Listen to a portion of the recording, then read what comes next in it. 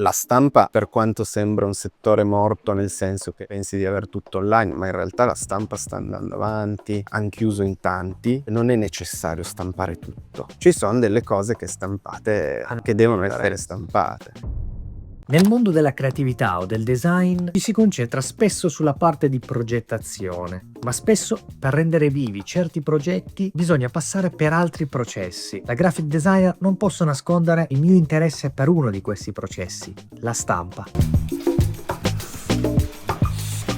In questo episodio di Behind Creativity, la serie che vi porta dentro alcune delle migliori realtà creative, andiamo a Torino, da Inchiostro Puro, una stamperia come quelle di una volta, dove buona parte del lavoro viene ancora fatto a mano, dove la cura per il dettaglio prevale sulla fretta di fare le cose. In questo primo episodio dedicato alla stampa, ci concentreremo sulla stampa di piccolo formato di editoria o su tecniche di stampa come il letterpress, circondati da vecchie macchine di stampa, cliché e carte di ogni tipo.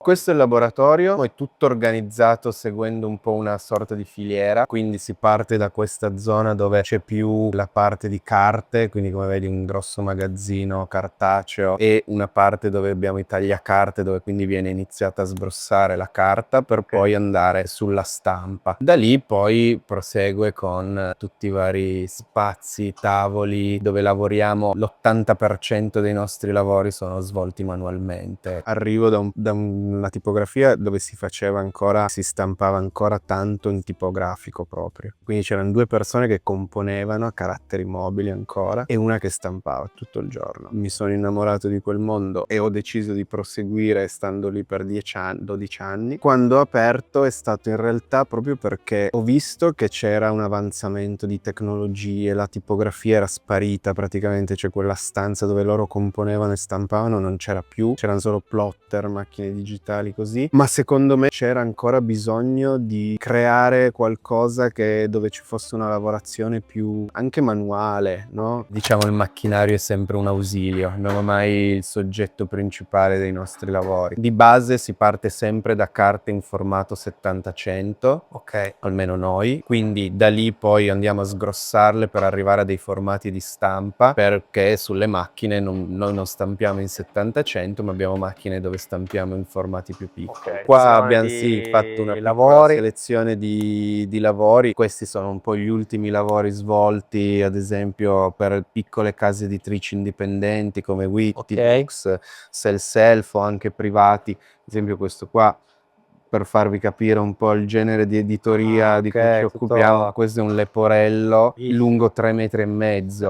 Cioè, quindi abbiamo 5-6 imbavature che sono degli incollaggi fatti su pezzi di carta, no? Proprio perché la carta è 70-100. Chiaramente l'abbiamo fatta vedere, ad esempio, sul retro, e queste imbavature qua ci permettono di raggiungere poi la lunghezza. Sono piccole medie tirature dove però riusciamo magari a metterci un certo tipo di cura. Il compromesso è un po' la stampa digitale, dove però poi ci andiamo ad abbinare anche magari lavorazioni particolari. Ad esempio qua abbiamo una lamina su una copertina in tela. Ho accettato il compromesso di digitale, un po' da purista della stampa, però ci permette, ecco, di abbinare una vecchia tecnica come quella della laminatura, quindi di una lavorazione più tipografica, a tecniche più moderne. Esatto, pure appunto Questo l'avevo visto, questo è molto bello. Cuciture particolari, quindi con dorsi a vista, con cucitura a vista. Questo addirittura poi è stampato in offset, in argento su carta nera, perché il colore argento, oro in offset, quindi questi metallici sono coprenti. Bellissimo. Quindi ci permette di fare questo lavoro qua. Abbiamo un po' di lavorazioni anche tipografiche. E qua ad esempio ci sono anche delle tecniche quindi di embosser. Esatto, letterpress, come in questo caso, Esatto. quindi dove andiamo a spingere con la pressione. Qua ad esempio c'è un biglietto di un ragazzo, un designer di Torino. Roberto, che Rob, salutiamo. sì. Questo anche è invece tipo carta. Questa ad esempio è esatto, una cucitura profilo Singer, Ok. Quindi proprio come una macchina che poi vi faccio Cucire. vedere, che esatto, è proprio una vecchia macchina della nonna. Quindi abbiamo cucito il volume in quel modo e poi con una sovracoperta con questa carta che si chiama GSK, che è una carta semi-trasparente, ci permette, diciamo, di creare Avere questo questi... Sì, effetto sono proprio questi un po' i progetti, che prendono vita sì, qua, un po' insomma. più particolari, dove riusciamo a inserire tecniche di stampa differenti per creare poi anche nella piccola tiratura un prodotto, diciamo, di Unico in qualche qualità. modo Sì. anche. Penso che ci sia anche un limite forse poi al consumismo, nel senso, cioè oggi se ordini una roba stamattina alle 7 la puoi averla alle 2 del pomeriggio, ma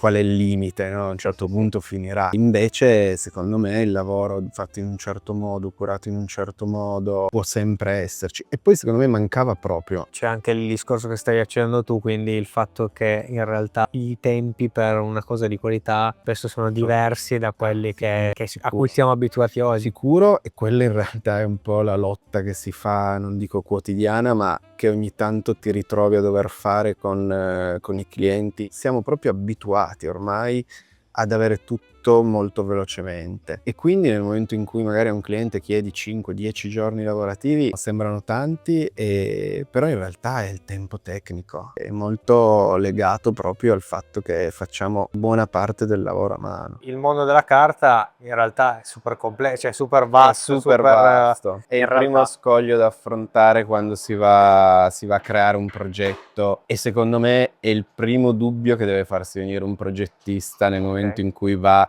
a progettare qualcosa che poi deve essere realizzato, deve essere stampato, no? hai dei consigli pratici sul come scegliere, come farsi un po' una cultura su quella che Sulla è carta. Beh, allora, come hai detto bene tu, bisogna farsi un po' una cultura. certo. È un mondo, ce ne sono migliaia, non saprei neanche io dire tutte le carte che esistono. È chiaro che ci sono tante cose da seguire. Adesso non voglio entrare troppo nel tecnico, però banalmente la fibra della carta è una cosa fondamentale quando vai a progettare magari un libro. Per far questo bisogna ottimizzare il formato che si sceglie in progettazione su questa cosa qua. Quello che consiglio sempre intanto è di avere magari uno stampatore di fiducia, quindi magari confrontarsi inizialmente con lui già prima di magari dover progettare un elaborato stampato, e cerchiamo di seguire molto il cliente, cioè anche chi arriva qua senza magari una reale idea di quello che deve fare, cerchiamo di seguirlo, di accompagnarlo dalla scelta della carta alla scelta della tecnica di stampa, alla rilegatura, eccetera eccetera. Farlo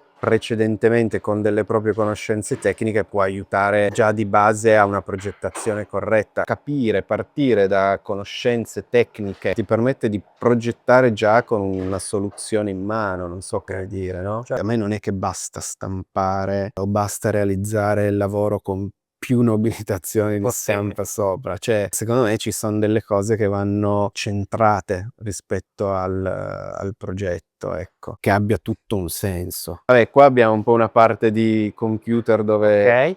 strutturiamo un po' i progetti a livello di esecutivi di stampa, eccetera, eccetera. Questo è Stampa il mio compromesso. è il tuo compromesso Sì. moderno. È una digitale, chiaramente una digitale d'alta produzione, non le macchine che uno ha a casa con cui stampa. Questa qua è una macchina laser a toner, quindi non è un inchiostro ma è una polvere che si fissa sulla carta, però ci permette di avere un'alta produzione, quindi una buona produttività, diciamo. Non è un offset dove abbiamo delle tirature molto alte, ma anche su piccole tirature riusciamo ad avere una produzione di, non so, 100-200 fogli al minuto. Ok, altra area. Altra area, qua abbiamo tavoloni, se c'è Claudia che sta piegando delle segnature, sembra assurdo ma pieghiamo a mano. Ok. Quando si parla di 10-20 libri ancora, quando sono 300 ammetto che abbiamo delle pile Importanti. da piegare a mano, però forse è stato anche quello un po' il motivo per cui sta funzionando. Ripeto, per me il macchinario è proprio uno strumento, cioè deve essere vissuto così, cioè deve fare quello di cui io ho bisogno, Certo. ma non è lui il principale, il protagonista del nostro lavoro. Qua ad esempio una pressa, come vedi qua ci sono 2 o 3 presse da legatoria, quindi che ci permettono di andare a pressare magari la carta, i libri, eccetera eccetera. Qua sono molti elastici che usiamo magari per le agende piuttosto che per rilegature più indipendenti, più sperimentali, una plastificatrice, si plastifica fortunatamente sempre meno e su determinati lavori è Serve. ancora richiesta. Questa è una scantonatrice che ci permette di fare gli angoli arrotondati. Ah, ok. Sì, molto banalmente. Ah, ok. Dai, Ha un coltello e una controbattuta e ti fa l'angolo, vedi, Smussato. sfondato. Questa anche lei, sempre di macchina di primo pelo, c'è Giulia che sta cucendo un lavoro, è proprio una macchina che cuce lide, no? Quindi ok, ti fa, sì. ci permette, diciamo, di fare questo primo passaggio. Dopo aver piegato andiamo a cucire le varie segnature. Con segnature intendo proprio un blocco di fogli piegato. Da lì esce così, poi viene ancora incollato, le sguardie, la garza. E qua invece abbiamo più due macchine tipografiche, proprio le macchine tipografiche direi per eccellenza. Anche queste di una volta. Sì, queste qua, guarda, fortunatamente siamo stati aiutati da un meccanico che ci è venuto con noi a vedere anche i macchinari e guardando i numeri di matricola ci ha un po' raccontato che secondo lui sono dal 72 al 73. Questa qua la utilizziamo di più per le stampe nobilitate in lamina, quindi con trasferimento di una lamina che può essere dorata, argentata, su il supporto cartaceo. Per fare questa cosa qua, ad esempio, c'è montato un cliché che è una matrice di stampa. Questo cliché su questa piastra si scalda, come vedi ci sono delle resistenze che scaldano la piastra, si arriva di solito più o meno sui 100 gradi, poi a seconda del materiale può variare, prende la carta, la va a mettere in squadra sulla maestra e la pressione trasferisce la lamina sulla carta. Nonostante il progresso, la scelta di utilizzare macchine vecchie ha un motivo. Sì, ad oggi ci sono probabilmente macchinari che hanno come base sempre quella del cliché. Onestamente queste sono macchine che il loro lavoro lo fanno egregiamente. Dal 1972 lo fanno benissimo. Io non trovo che ci sia un miglioramento, ecco, nella digitalizzazione anche di un lavoro del genere. Anzi, laddove queste lavorazioni qua vengono fatte in maniera molto digitale, cioè senza ad esempio l'utilizzo di un cliché, ad oggi online soprattutto si trova l'oro e l'argento, si trova come oro e argento colato, perché è una lavorazione molto digitale dove però non hai minimamente questa resa, questa qualità. I caratteri, soprattutto sui caratteri piccoli, magari tendono a chiudersi molto nelle E, nelle O, cioè in quei caratteri dove il punto deve essere molto preciso. È un'altra qualità. Un'altra resa. La resa non è. No, stiamo parlando d'altro. Se vuoi ti faccio vedere, tanto è calda. Ok. Ecco, vedi che ha proprio trasferito l'oro in questo caso. sì.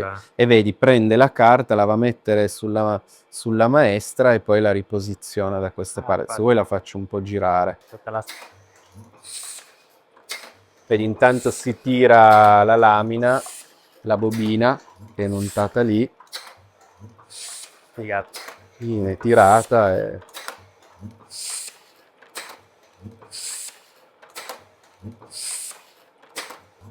vedi sempre che hai sempre una bella resa, diciamo. Qua ad esempio invece stiamo stampando, a differenza di quella macchina dove il cliché è montato su una piastra che scalda, qua ancora da questa parte l'abbiamo montato, è un cliché diverso, come quello là era in magnesio, quindi un metallo che scaldandolo ci permette di raggiungere quella temperatura e non modificarsi. In questo caso è un polimero, quindi è più una materia plastica. Questo telaio qua lo montiamo. Quindi questa è la macchina che fa l'ettero, Sì, stampa, e il principio è identico a quella, è la stessa macchina, solo che questa non ha l'impianto del caldo. Io monto il telaio da questa parte, stesso procedimento, presa carta d'aria, va in squadra sulla maestra, l'inchiostro intanto, se magari facciamo un po' inchiostrare il cliché. E questo è il risultato. Sì. E senti la pressione. Qua c'è un po' il mio altro laboratorio, poi ci sono addirittura marginature e poi ci sono alcuni altri cliché. cliché. Il cliché ce lo fa una zincografia. Registro Anche le perfetto. fustelle, ad esempio, questa qua è una fustella molto semplice di un biglietto da visita, o le fustelle come abbiamo utilizzato in questo questo, caso sì. per la latta, così vengono fatte esternamente. Da qua in poi c'è tutta un po' una parte di legatoria. Ok. Quindi abbiamo macchine per la brossura fresata, per il punto metallico, per il filo Singer, quello lì magari dopo. Sì, è una macchina stile macchina della nonna, Singer. Che poi si chiama Singer proprio perché per le il- macchine si chiamano sì, Singer. sì, sì, perché è la casa madre che le produce. Questa qua è una triplice trasporto, ad esempio. Cosa vuol dire? Che le utilizzavano ad esempio per il cuoio. Cosa ci permette di fare? Beh, chiaramente volumi, spessori molto più ampi. Lì dietro c'è una macchina che mette i rivetti sui dossier, Per no? fare meccanismi ad Esatto. anelli. Che... Anche lei non proprio di primo pelo, un piccolo telaio serigrafico che ci aiuta magari sulle finiture di qualche copertine. Quella è una trancia sempre per lamina a caldo. Questo ad esempio, non so se Ah, devi questa spiegare. ci permette di fare, ecco, per le copertine, quando devi risvoltare le copertine, no? Quindi tu qua immagina di avere un... Vabbè, te ne faccio vedere Vai, appunto. ormai Ti fa questo taglio a ok. 45 gradi. A questo punto, quando vai a mettere il cartone, La quindi colla. passa esatto nell'incollatrice che mi ha steso la colla. Recupero solo i segni che avevamo fatto. Piatto, questo è solo un distanziale. Dorso, Ok. l'altro piatto e poi vado a risvoltare. Risvolto, ad esempio in questo caso passo in calandra, voilà, e ho la mia copertina. Il principio è questo, ecco. Perché una persona dovrebbe scegliere, cioè una stampa di questo tipo qua piuttosto che le digitali, adesso online ci sono tantissime, c'è una competizione ferocissima Certo. che fondamentalmente si basa sul prezzo, perché poi alla Sì, sì, fine sì, sì. la qualità è più o meno la stessa. Forse la vera scelta è stata proprio quella di vedere cosa c'era online e fare L'opposto. tutto il resto. L'online è molto limitato, non so, fammi dire, sulla scelta della carta. Banalmente per fare un libro ti diamo la possibilità di venire qua, di fare un avviamento, cioè quindi di seguirti nella parte di, non so, cromia della foto, modifiche strutturali, di farti un dummy, un menabo, un mock-up, Ok. come vuoi, del libro finale e poi andare in produzione. L'online ha tanti meriti rispetto a magari stampati commerciali, nel senso che l'ha resi più accessibili, però poi ti manca tutto il resto. Anche semplicemente un contatto reale col cliente. Paghi prima, poi ti arriva la roba. È un meccanismo che può funzionare secondo me su determinati prodotti. E manca la parte consulenziale di cui parlavamo prima. Secondo me sì, secondo me è una parte di persone, di clienti, di editori, eccetera, che hanno un certo tipo di sensibilità su quello che stanno realizzando. Il fatto di avere un confronto, la possibilità di venire anche solo e toccare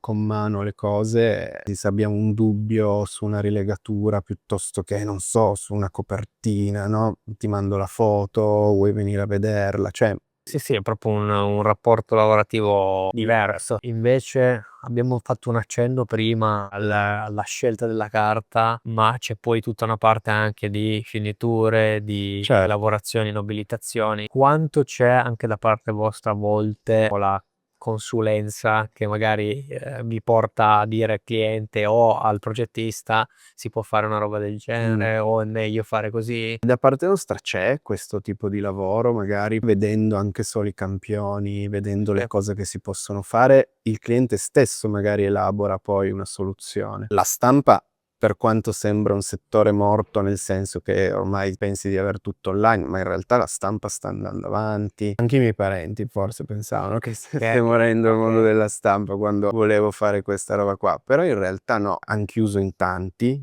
tipografie e onestamente tutto quello che io ho recuperato è perché qualcun altro l'ha dismesso. Però è altrettanto vero che secondo me forse c'è stato un passaggio, cioè non è necessario stampare tutto. Forse fino a qualche anno fa si stampava tutto. Non sono un Purista che un vuole solo purista della stampare. tutto stampato, no, cioè accetto sicuramente il progresso da quel punto di vista. Ci sono delle cose che stampate, Hanno una resa che devono essere differente. stampate. Secondo te nei prossimi 5-10 anni? Quale potrebbe essere, diciamo, il cambiamento maggiore di questo mondo? Cosa cambierà non lo so. Quello che forse posso sapere per noi è che dal punto di vista di stamperia inchiostro puro, quello che forse cercheremo è di trovare magari una strada per qualcosa anche di più personale. Cioè ad oggi siamo un'azienda di servizi, Ok, insomma a noi piacerebbe di cercare magari di veicolare il fatto che facciamo queste cose, le facciamo in un certo modo per fare qualcosa di nostro. ok, Come cambierà questo mondo? Secondo me certe cose è meglio che non cambiano. Prima vedevamo ad esempio che pieghiamo le segnature a mano. Io ho visto delle macchine che lo fanno, anche per piccole tirature, non per forza macchine industriali. Il problema è che hanno sempre dei costi più elevati perché si cerca sempre l'automazione, la velocità in questo.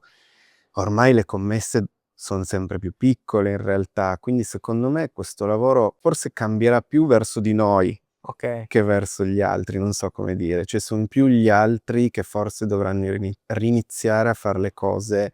In maniera più... Sì. Chi negli anni ha avuto grandi commesse, grandi investimenti che probabilmente Torna indietro. dovranno fare un po' i conti col fatto che non si stampa più tutto, no? Ok.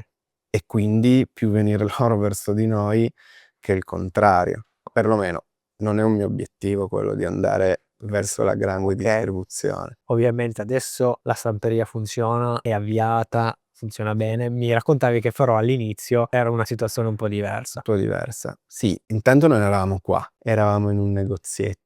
All'inizio, addirittura i primi 2 mesi, non avevamo l'allaccio della corrente, cioè proprio è stato un po'. Hardcore, sì. Devo dire che in quello tanto ci hanno aiutato i social. Instagram è stato sicuramente un veicolo per farci conoscere. È chiaro, non posso nasconderti che ci sono stati dei mesi, anche perché si è aperto in pieno Covid, comunque seconda ondata, queste Sì. cose qua, quindi non c'era più la ricerca sicuramente come bene primario della stampa. Però piano piano iniziando a farsi conoscere, i primi lavori dove venivano i miei a aiutarmi a chiudere, a fare le cose. Così è partito. Sicuramente il passaparola, i social hanno aiutato tanto a farci conoscere. C'è stato un momento in cui ha segnato un po' una svolta nel percorso? Ma allora, sicuramente i primi libri. Quello ci ha aiutato tanto perché a quel punto hanno iniziato a sentire che c'era qualcuno che faceva libri anche cuciti, con la copertina cartonata, con la lamina, cioè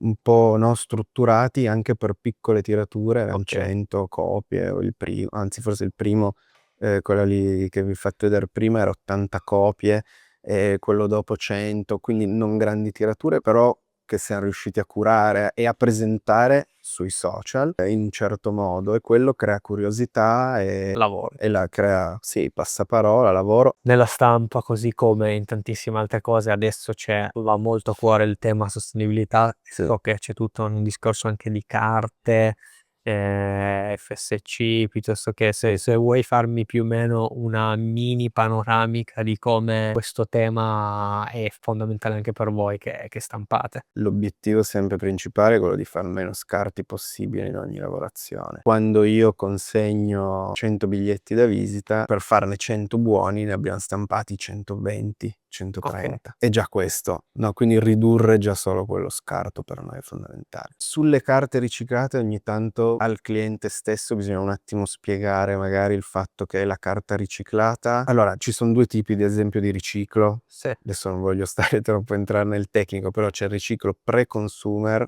o post-consumer. Ok. Quindi sul post-consumer quella carta aiuta ad avere un'ecosostenibilità maggiore, perché in realtà riuscire a sbiancare le fibre già solo, Sì. o rimettere in processo tutta una carta che in realtà è già stata stampata, è già stata lavorata, è molto più costoso che fare una carta da zero. O anche tutte quelle carte che si vedono con i pallini, queste robe qua, in realtà magari sono carte dove quei pallini sono stati aggiunti, ma non sono realmente riciclate, cioè non sono so come dire. Sono tutte riciclabili, però anche lì diciamo che l'obiettivo è ottimizzare i formati di stampa per non sprecare troppi fogli, quindi da parte del designer deve esserci anche un po' questa sensibilità e in questo senso noi possiamo guidarlo se c'è questo confronto di cui parliamo da tutta l'intervista. Avevamo iniziato a un certo punto anche a farci della carta riciclata noi, quella riciclata, nel senso Quella vera, ok. quindi si prende, si sfibra la carta, si strappa, si macera, eccetera, eccetera, e ci facevamo dei fogli di carta, che ad esempio può essere una buona carta per partecipazioni di nozze, piuttosto che si fa sempre più fatica a aver tempo per fare questo genere di lavoro qua, però può essere ad esempio un buon modo per ridurre di nuovo l'impatto ambientale, no? La stampa digitale, ad esempio, è una stampa che funziona con toner anche ad uso alimentare, no? Quindi che non vanno a impattare con un inchiostro solvente. La stampa tipografica di inchiostro non è che ne usa chissà quanto, no? Anzi, proprio il letterpress, meno inchiostro e più pressione. Il nostro obiettivo è quello di far uscire da qua lavori che piacciono. Cioè, fondamentalmente la mia soddisfazione deve essere anche quella di chi riceve poi quel prodotto. Quindi, e anche lì per fare i 300 libri magari ne devi fare 310. Un consiglio a un designer o una persona che oggi si approccia, si apre al mondo della stampa e vuole iniziare, se ci sono dei consigli che magari a te sono serviti o che ti hanno fatto imparare qualcosa e vuoi condividerli. Di base, secondo me, è avere poca superficialità e tanta invece curiosità. Il mondo della comunicazione visiva è tanto creativo, secondo me, quanto tecnico. Sul mondo della stampa a maggior ragione. Quindi farsi piuttosto una domanda in più e disturbare chi magari ha un'esperienza maggiore. Poi sì, magari sul mondo della stampa io direi affiancarsi a una persona con cui puoi avere un confronto, che possa darti delle risposte, che possa aiutarti soprattutto all'inizio, magari quando le conoscenze sono